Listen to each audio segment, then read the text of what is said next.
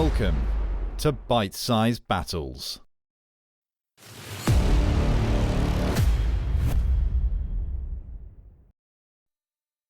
King Richard was dead. He was only 41. Only 5 years earlier, he had emerged from imprisonment in the Holy Roman Empire like a phoenix rising from the ashes. He had almost single-handedly reforged the Angevin Empire after it had been picked apart by his rival, the French king Philip II, and his own brother, the callow John. That he did so stands as a testament to the sheer force of his personality and military brilliance. But now the Lionheart was dead, and all he had achieved threatened to violently unravel. That same callow John now stood to take the Angevin throne. Was it possible? He hardly inspired confidence. His life so far had been pockmarked by a series of betrayals and scandals. But who else was there? There was only one other with a real claim, a boy named Arthur of Brittany. Arthur was the son of John's late elder brother Geoffrey, and the only grandson of Henry II. But despite his royal lineage, at just 12 years old and already described by the great Lord William Marshall as unapproachable and overbearing, he did not command universal respect or even likability. The law could not help either. It wasn't clear. Who had the greater claim to follow the Lionheart as Angevin king?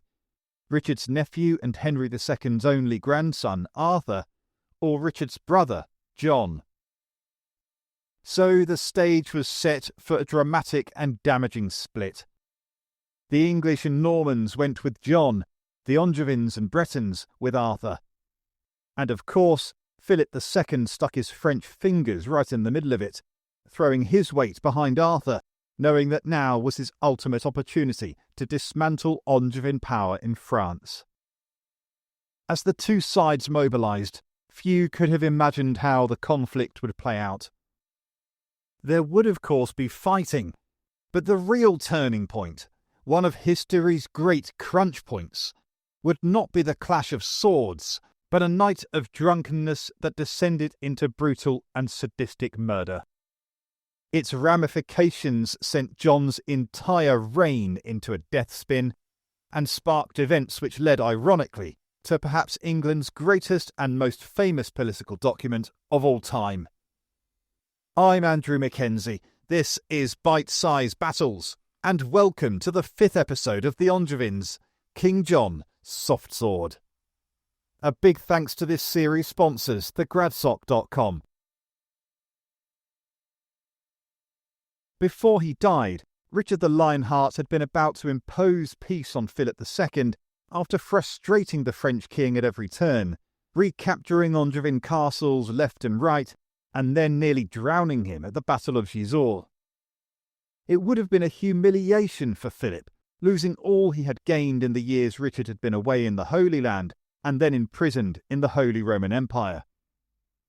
But with Richard dead, Philip knew he had only to contend with John, a man he had fought with and against. Philip knew John well, knew he was sly and dangerous, but not like a lion as his brother and father had been, more like a snake who had to be watched, but who could be dominated with a firm grasp around the neck. That grasp would come in the form of Arthur of Brittany. While John had strutted off to England to be crowned king, Philip loudly proclaimed Arthur as the successor to Angevin lands in France, as the French king's vassal, of course. Unsurprisingly, John was angry.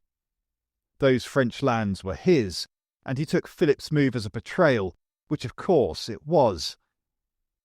It was a little hypocritical of John, a man who had betrayed both his own father and brother in the past. But why let a little hypocrisy get in the way of a good rage? Perhaps John's betrayals were simply because he had always had nothing, and had betrayed his family in search of the power and wealth he craved. But now as king, he had power and wealth to lose for the first time, and he would not give them up. Armies were quickly raised, and John rushed to France, so that just 2 weeks after being crowned, he was ready to face his nephew Arthur and rival Philip in a conflict to decide the future of the Angevin Empire. For all his faults, John could be clever, and he had been clever in the short build-up to war.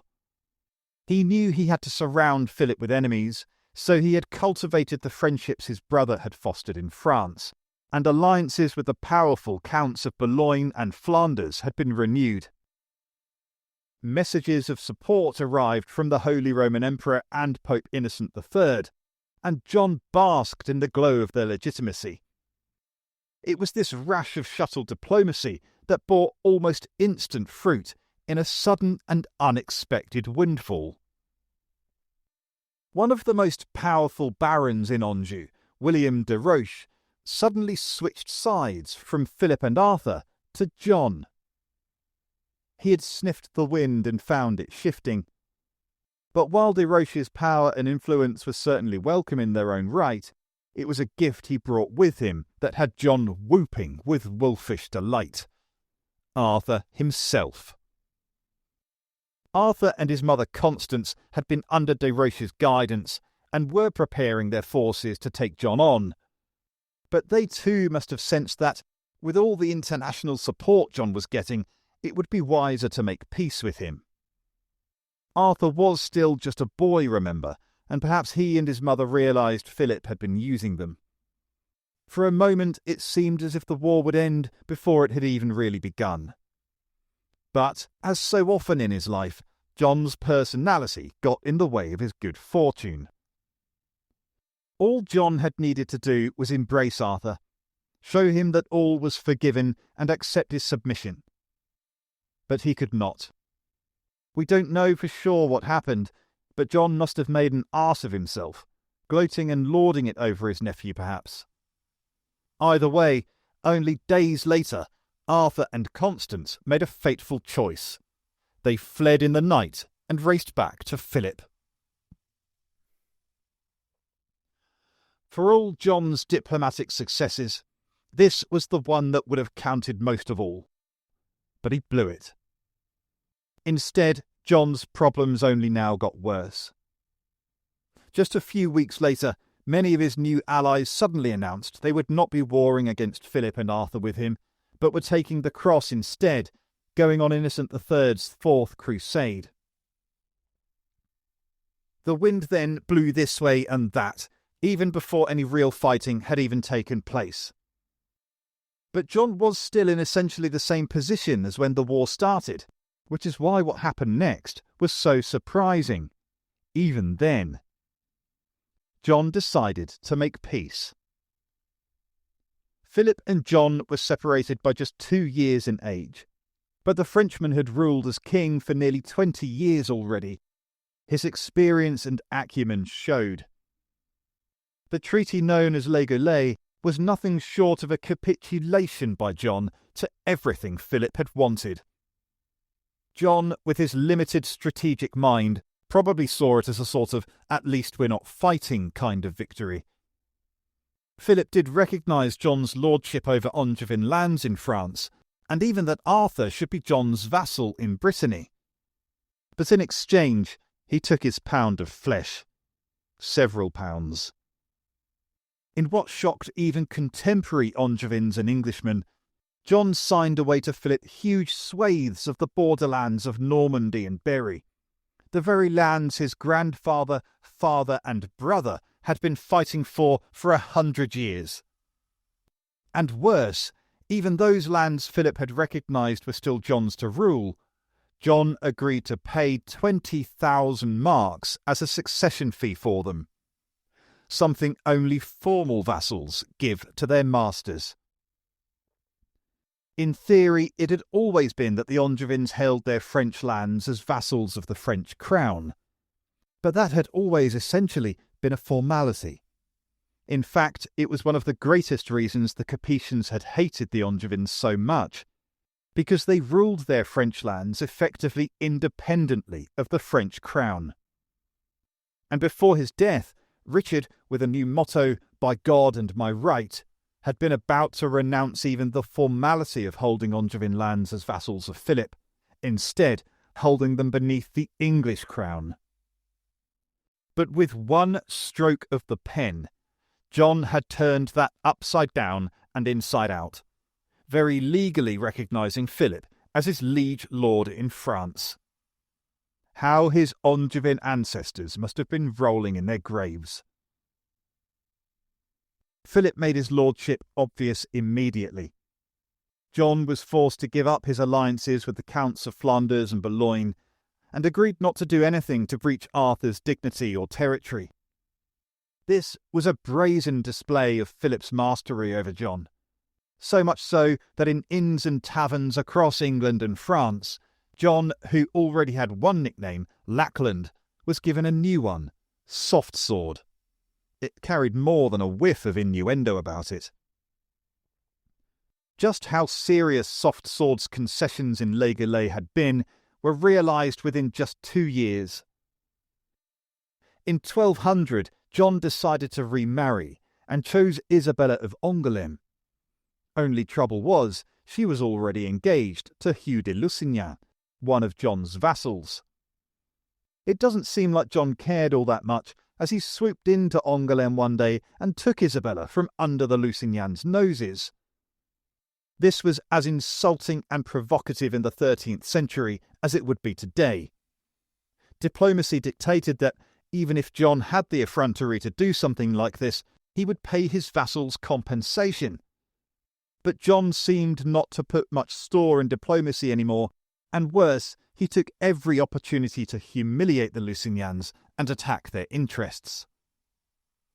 So the Lusignans wasted no time in going over John's head to his liege lord, Philip, who promptly summoned John to the French court to explain himself in 1202. John chafed at the summons, even though he himself had created his submission to Philip in the Treaty of Les Gaulois. But John had never been much for keeping to agreements, and why break the habit of a lifetime now? John refused Philip, saying he would not come. Philip angrily summoned him again, nay, commanded him. But John refused a second time, arousing the French king's fury. Philip now used the authority of Les Gaulois to remove from John all lands, titles and power in the Angevin Empire in France, and he gave them all to Arthur, except Normandy, which he kept for himself. Game on. Arthur, now 15 years old, moved first, racing with over 250 knights to Mirabeau Castle, where he hoped to capture Eleanor of Aquitaine.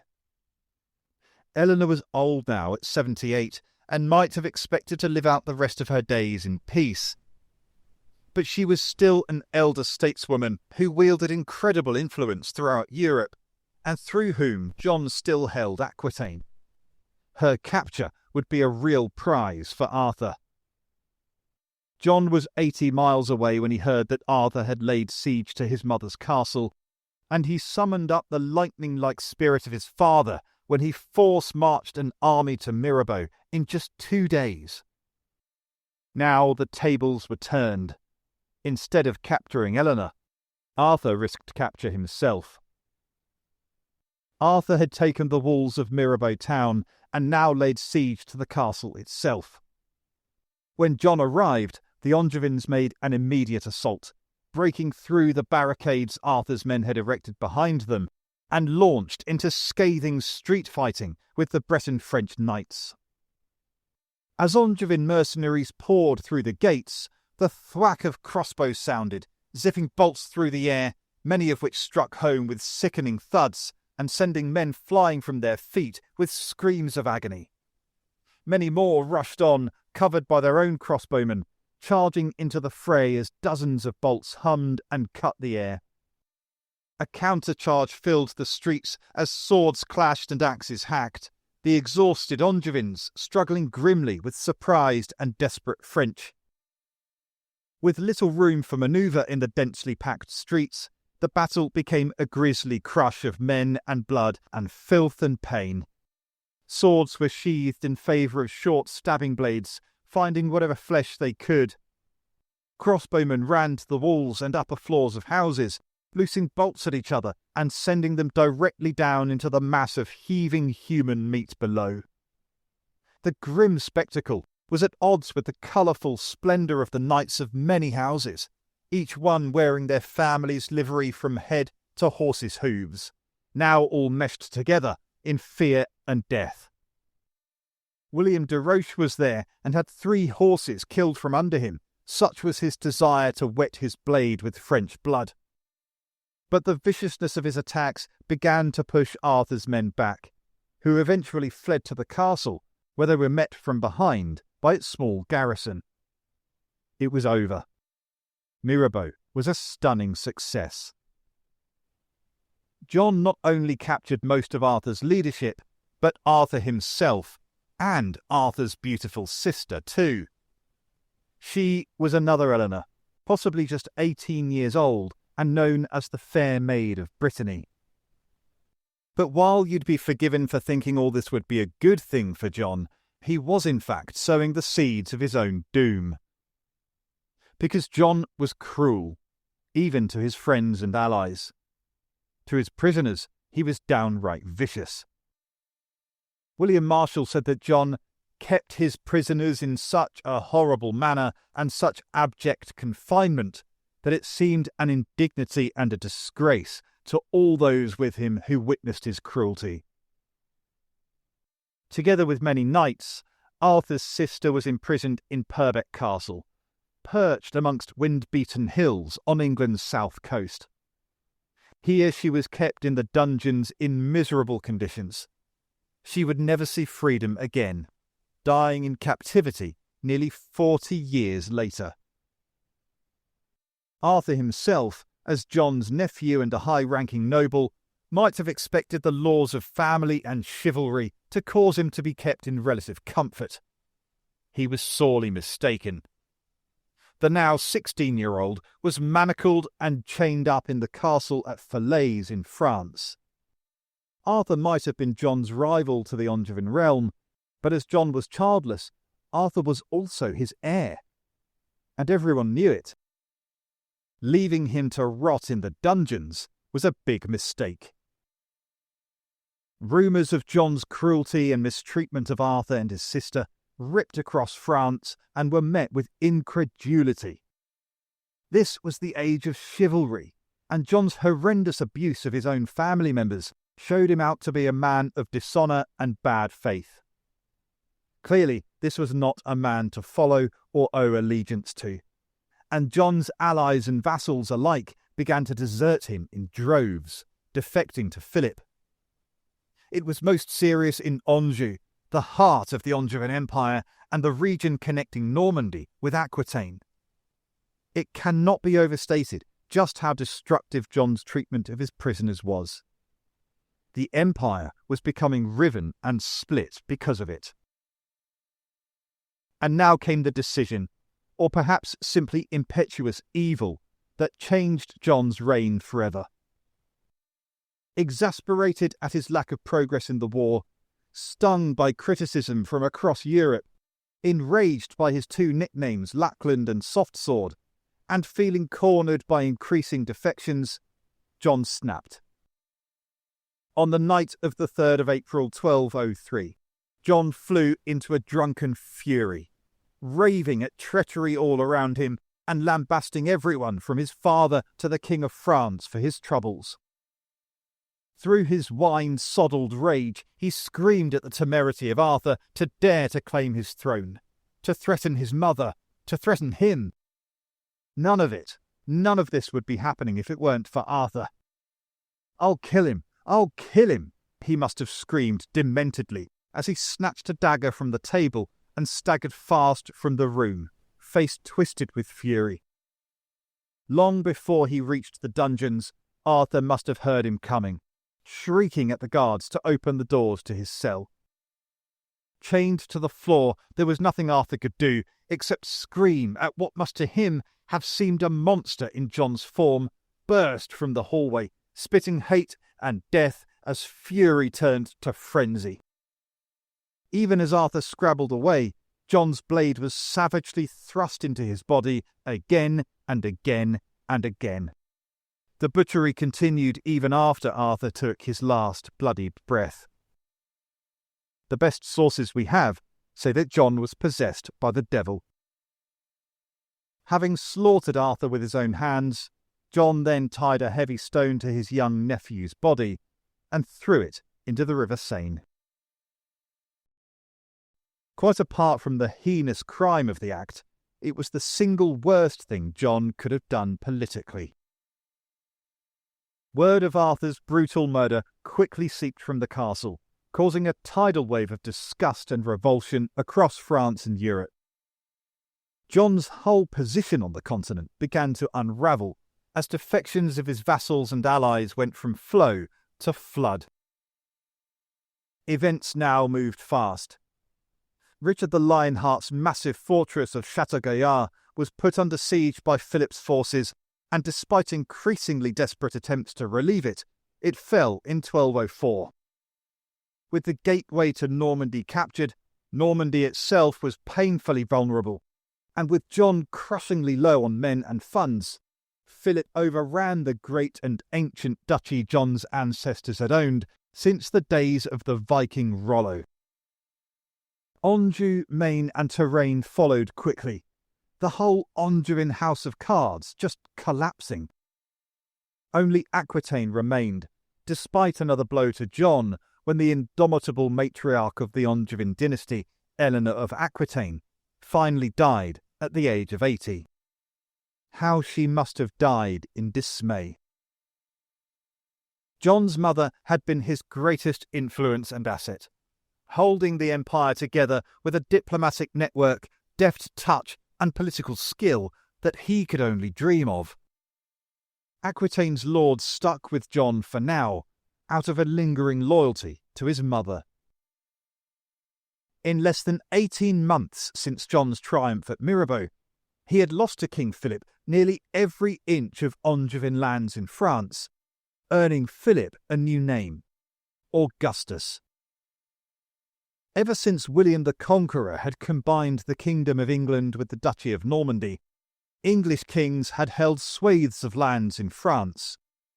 Since then, Henry I, Henry II, and Richard the Lionheart had grown these lands into the mighty Angevin Empire, seeing the kings of England control more of France than the actual King of France. Now it was nearly all gone, and the fault lay squarely at Jon's feet. He and his nobles knew it. Jon fled back to England, where he spent the rest of his reign terrorising the English lords and people. He became obsessed with trying to reconquer his lost realm in France, and demanded increasingly heavy taxes from his nobles, only to squander them on fruitless and mismanaged campaigns. His desperation to regain his reputation saw him instead brutally subjugate Wales and Ireland, and force the submission of the Scottish king to his overlordship. But it was a poor exchange, for which he had squeezed yet more taxes from his lords and people. The military humiliation in France, and a population constantly squeezed for more and more of their money, combined to seriously undermine Jon's entire legitimacy as king. While belief in the divine right of kings was solid in the Middle Ages, it was also true that a king should bring glory, justice, and holiness to his kingdom. Jon had already failed at the first two, and with papal excommunication coming soon, he failed at all three. Within years, Jon's dismal showing as king would lead to one of England's greatest ever rebellions, and with it, to one of England's greatest ever political documents, Magna Carta. Join us next time to hear how King Jon Softsword managed to go from losing the Angevin Empire to weakening English royal power itself forever. I'm Andrew Mackenzie. Thanks for listening. See you next time. Follow us on social media, and if you can, support us through the link in our bio.